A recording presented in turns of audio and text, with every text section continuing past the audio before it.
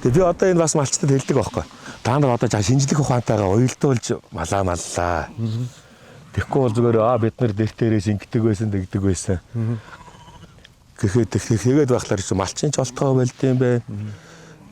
Тэгээд ер нь эрчимжүүлэл ингээл үегаад ирвэл ойл болох юм уу? Одоо танайчд яаж малчин өсөж гинөө? Малчин өсөлж. Одоо 500 хонд ч одоо хэдэн малчин?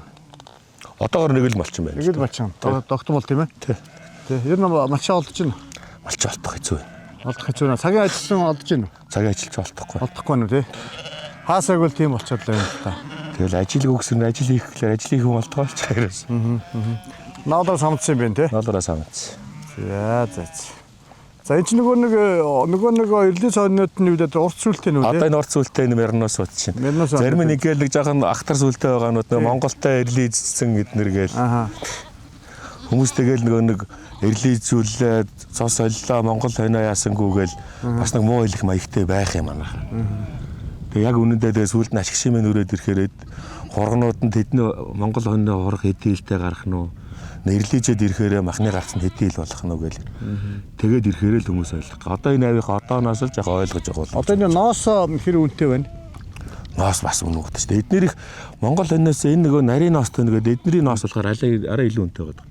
Одоо нөгөө Монгол Сэрвис станцын хөлсний хувьслаасаа гадна дахиад энэ жилээс цагаан алт хэлсэн. Энэ хаягдаад байгаа ноос үнгүүдэд байгаа ноос жилд үн цэндэр бол том бодлого явж байгаа шүү дээ. Нөгөө талд арь шир ноолор тийм ээ.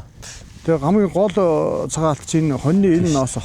Хоньны ноос нэгсэг үнгүү боллоо шүү дээ. Одоо харин гайгүй болох болов гэж бодоод шүү дээ. Тэр өнгөлтчээс анаачлаа. Тэр цагаан алт талтай. Одоо энэ хэрэгжих хордоол үлээ гэдэг. Ер нь ингээд нөгөө хүнсний аюулгүй байдал гэдэг талаасаа л тэр чинь одоо хаанаас одоо ямар мах идэж байгаагаа мэдэхгүй хүмүүс зөндөл одоо манай хотын зах дээр бол тийм л байгаа шүү дээ.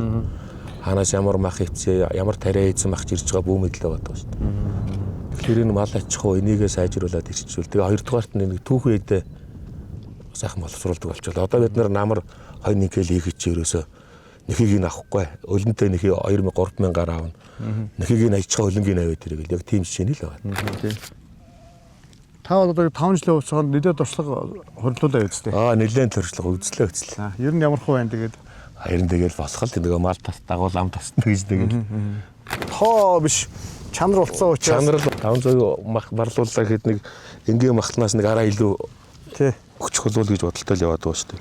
Одоо ингээд малаас харалтай арь шир ноос ноолрыг үн цэндэр болгох. Нөгөө талдаа мах бүтээгдэхүүн сүүсүүн бүтээгдэхүүнүүдийг эцсийн бүтээгдэхүүн боловсруулж өөрсдөө ангах сайжлах юм бол бүс нутагтаа хүнс экспортлогч улс болох юм томоохон зорилго байгаа. Тэгэхээр таны хийгээд байгаа энэ эрчимсэн мал аж ахуй энэ л их чухал. Тэгжээж нөгөө залуучууд чи хөдөөд огтно. Малаасаа жилдээ 2-3 удаа ашиг олчихно.